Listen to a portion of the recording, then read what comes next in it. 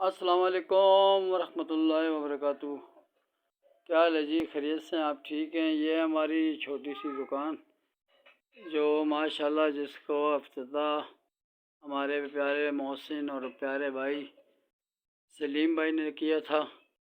आज अल्हम्दुलिल्लाह हमने इस दुकान को थोड़ा मज़ीद और बढ़ा दिया है और माशाल्लाह काफ़ी आइटम हमारे पास इस टाइम पे इस दुकान में मौजूद हैं।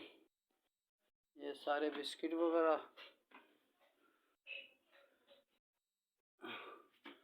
और ये बच्चों की टॉफ़ियाँ वगैरह और ये बच्चों के आइटम पापड़ वगैरह और ये इसके बाद माशाल्लाह हमारे पास जी ये यहाँ पे भी काफ़ी आइटम लगे हुए हैं।